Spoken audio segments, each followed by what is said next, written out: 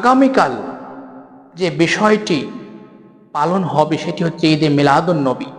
রাসূল সাল্লাল্লাহু আলাইহি ওয়াসাল্লামের জন্মদিন পালন করা হয়। এই দিনে বিভিন্ন মিলাদ মাহফিল করা হয়, কিন্তু আদৌ আল্লাহ রাসূলের সব থেকে প্রিয় ব্যক্তি আবু বকর রাদিয়াল্লাহু তাআলা আনহু, ওমর রাদিয়াল্লাহু তাআলা আনহু, ওসমান রাদিয়াল্লাহু তাআলা আনহু, আলী রাদিয়াল্লাহু তাআলা আনহু সহ অনেক সাহাবা রয়েছিলেন, তারা কিন্তু এই জন্মদিন পালন করেন নাই। সুতরাং আমরা কেন করছি? কাকে সন্তুষ্ট করার জন্য? এগুলো তো সাহাবাদের যুগের অনেক পরে এই মিলাদুন নবী এর সূচনা হয়েছে। সুতরাং আমাদের সাবধান থাকতে হবে। শয়তান খুব সহজেই আমাদের থেকে এই রাসূলের সুন্নাহকে ছিনিয়ে নিতে চায়। ইহুদি খ্রিস্টানরা তো লেগেই আছে মুসলিমদের পিছে। আমরা হচ্ছে আল্লাহ রাব্বুল আলামিনের শ্রেষ্ঠ এবং সর্বোত্তম সেরা জীব।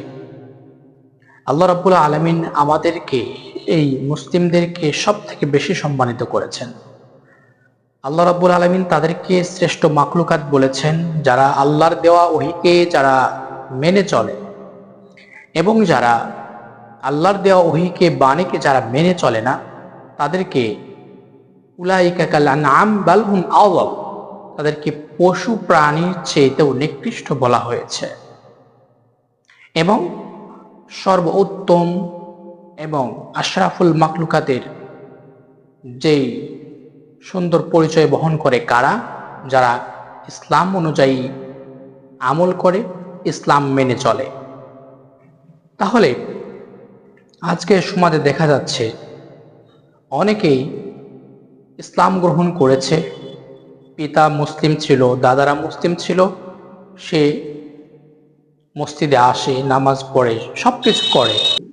মুসলিম বিশ্বে অনেক মুসলিম রয়েছে, বাপদাদা থেকে জ্ঞান পেয়েছে, বাপদাদা করে গিয়েছে যা কিছু, সেই ওসিলায় সেও ইসলাম ধর্মে দীক্ষিত হয়েছে, কিন্তু সে জানে না যে কোনটি করলে রাসূল খুশি হবে, কোনটি করলে আল্লাহ খুশি হবে, কোনটি করা যাবে, কোনটি করা যাবে না।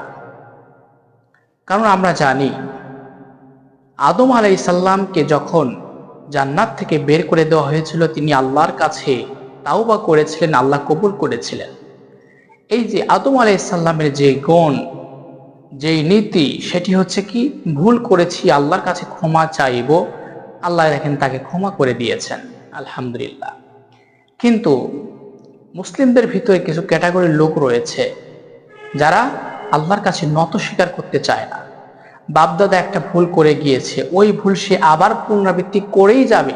হ্যাঁ, বাপদাদা করেছে, আমি করব, তোমাদের সমস্যা কোথায়? এটা কিন্তু অহংকারের একটা রূপ। কারণ শয়তান আপনাকে দিয়ে শিরিক করাবে, বেদাত করাবে, এতে শয়তানের উপকার আছে, শয়তান আপনাকে জাহান্নামে নিয়ে যাবে। কিন্তু আদম আলাইহিস সালামের যেই নীতি, সেটি হচ্ছে ভুল হওয়া মাত্রই আল্লাহর কাছে ক্ষমা চাইতে হবে, ভুলকে স্বীকার করতে হবে। কিন্তু আমরা যদি এই ভুলকে পুনরাবৃত্তি করি, তাহলে এতে আপনার কোনো লাভ নেই, এতে শয়তানের লাভ রয়েছে।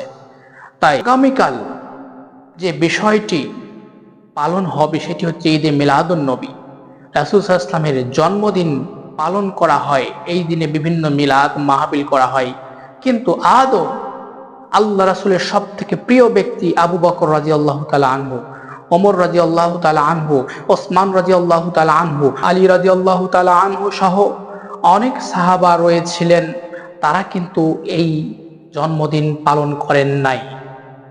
সুতরাং আমরা কেন করছি? কাকে সন্তুষ্ট করার জন্য?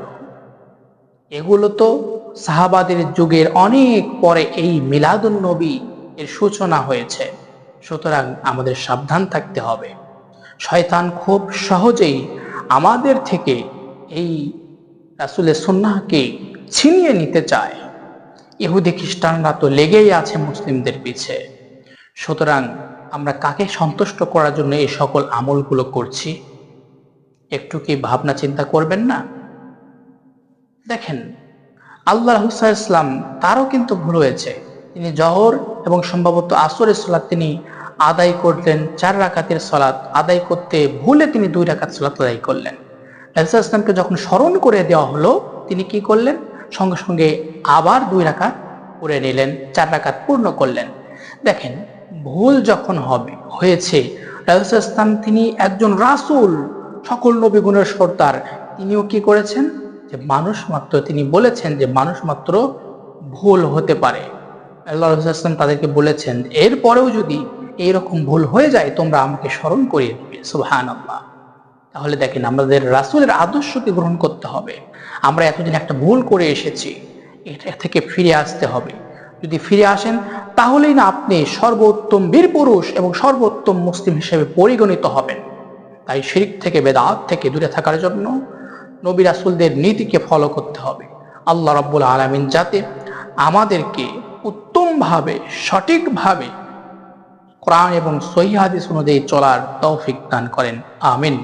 আসসালামু আলাইকুম ওয়া রাহমাতুল্লাহি ওয়া বারাকাতুহু।